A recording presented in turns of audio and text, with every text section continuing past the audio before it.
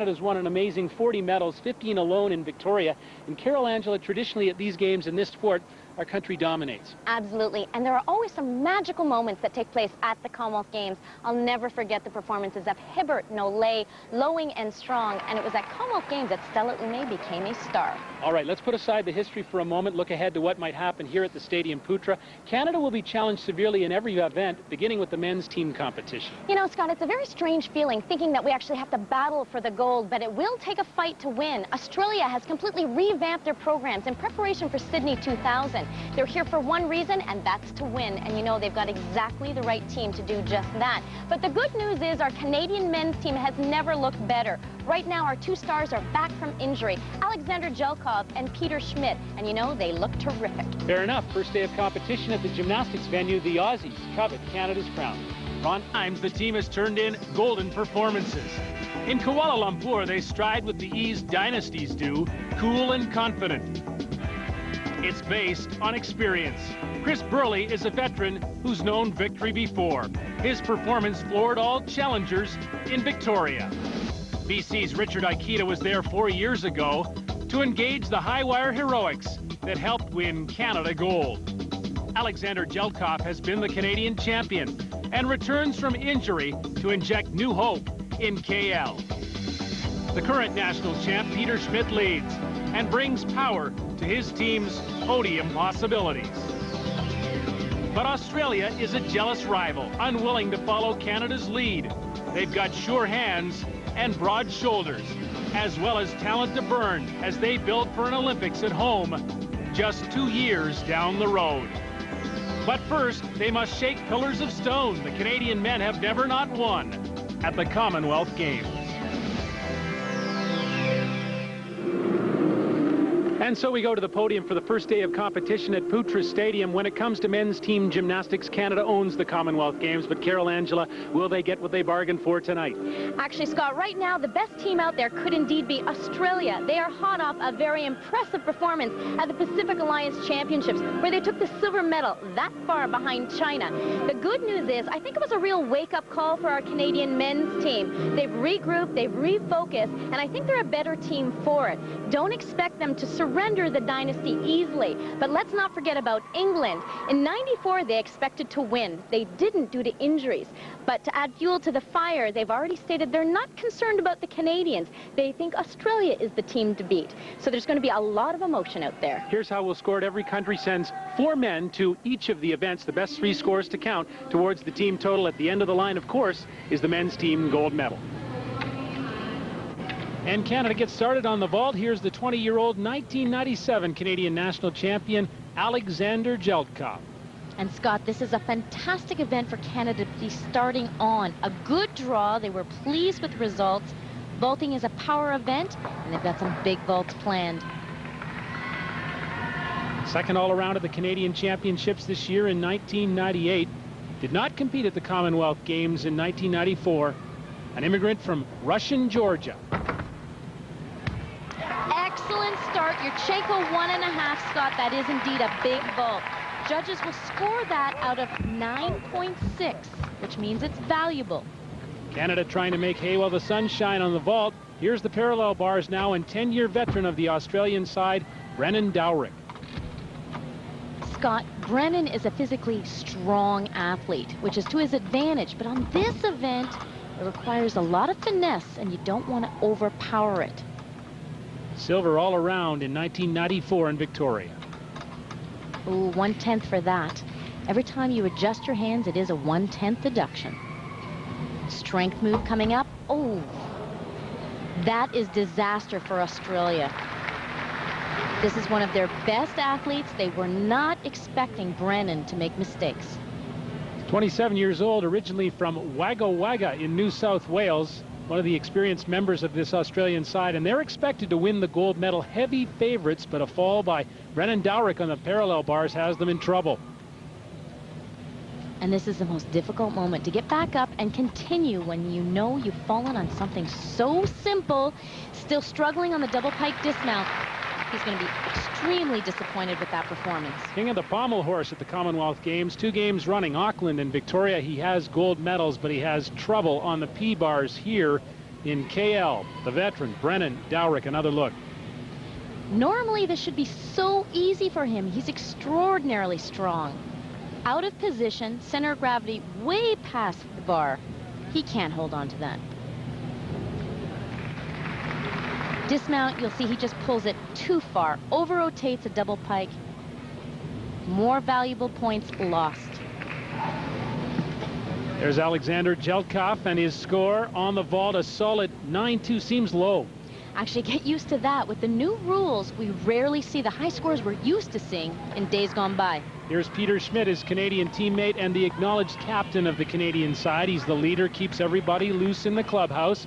26 years old, and he's the national champion. And a powerhouse. This is his event. Oh, now that's how it should be done. Kazumatsu with a half twist. Nice and high, nice and solid. Receives congratulations from his coach, Dave Arnold. And it looks like Canada's got it going on the vault. Meantime, back to Brennan Dowrick. Disaster for him, a 7-6 on the P-bars for the Australian veteran. Now we go to the pommel horse, and this is England's Lee McDermott, a veteran of the 1994 Commonwealth Games in Victoria. Scott, this is an interesting story. He has one bad knee, and the therapist on his team says the other one's not worth much either, but he wants to be here for his team. You'll see he'll be doing the events that do not require hard landings, but look at him fly on the pommel horse. Great upper body strength. He's the gold medalist on the rings from Victoria in '94. Got the great upper body. Now, what the judges are looking for are jam-packed routines. Of course, you have to do them well, but the more content, more difficulty you put in, the more impressed the judges are, and that routine is jam-packed. You saw it there. He let himself lightly back down to earth, but a solid routine by Lee McDermott on the pommel horse. Peter Schmidt, another 9-2 for Canada on the vault, and so they continue to roll. Scores seem low, but with the new code, high enough. Chris Burley of Canada now. Now get ready for this. After Pacific Alliance, he was disappointed with his performance. He went home and he decided to add every trick in the book, and he's got a brand new vault. Very few athletes in the world have a vault out of 10. And this one is double front. Oh, that mat actually came up and hit him. He thought he was lower than he was. He reached out to put his hands down. 24-year-old native of Truro, Nova Scotia. There's one of the Canadian coaches, Dave Arnold, in behind, and another look at this big vault. This is a Rocher handspring, 2 flips before he comes down to earth. Now watch the mat. He comes up and hits him. He thinks he's lower than he is and actually reaches out to protect himself. Andrei Kratsov, 27 years old, of Australia, a Russian immigrant, and he at the Pacific Alliance Championships in Winnipeg in July was the gold medalist. A very classy athlete. Very smooth, great swing, back toss half. And the trick on this event is to keep it moving. Beautiful Diamondov quarter. He swings right through, no struggle, no strain. 3-time national champion in Australia. Stutz to 1 bar. Oh, look at the height. Beautiful amplitude. Back toss right through a double pike. He's not going to let that go. Well, the Australians prior to Andrei Kratsov had struggled on the P-bars. Brennan Dowrick in the 7s, but Kratsov nailed one. Lee McDermott getting some work done on his upper arm. 9.2, his score on the pommel horse, and on that difficult apparatus, that's great mark. 9.2 for Chris Burley on the vault, as the Canadians stay pretty static but pretty consistent there. Andrei Kratsov, meantime, 9.550 on the parallel bars, the best mark we've seen to date. After one rotation, Australia, as expected, leads, but it's by less than 1/5 of a point over Canada. England is third. The Canucks are marching onto the P-bars when we return to men's gymnastics in KL.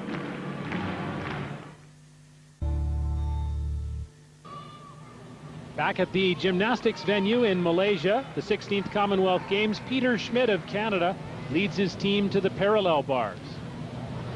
Now they've got to be feeling good after the first event. Some solid performances on vault.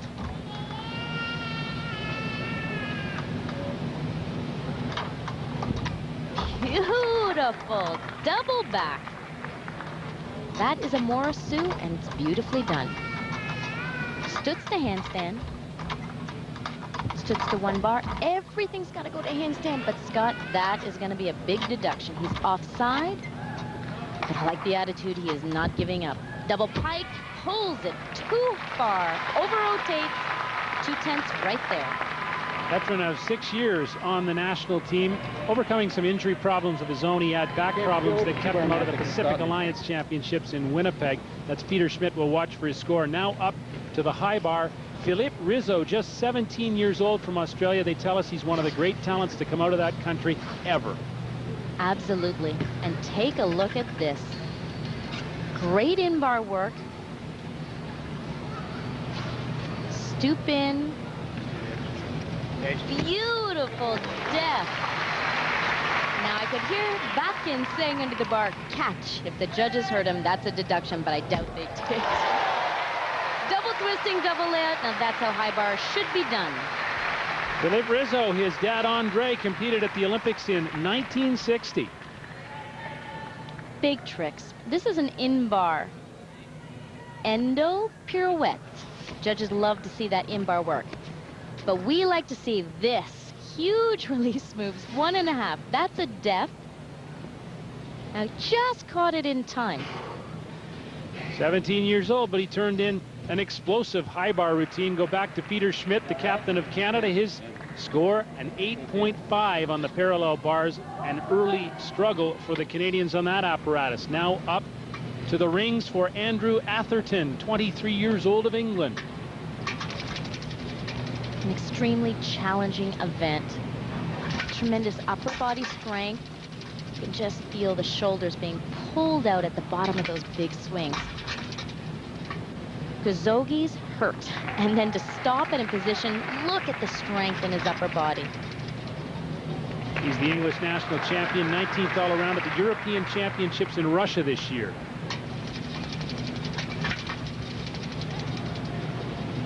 A little shaky, Scott, but he's actually hitting perfect position. Double layout, nails it down. Well, the English are grooming Andrew Atherton for the all-around title. He'll compete in all 6 events here in the team competition. Kazogi, watch the force at the bottom of the swing. Really needs strong, durable shoulders to take that kind of pain.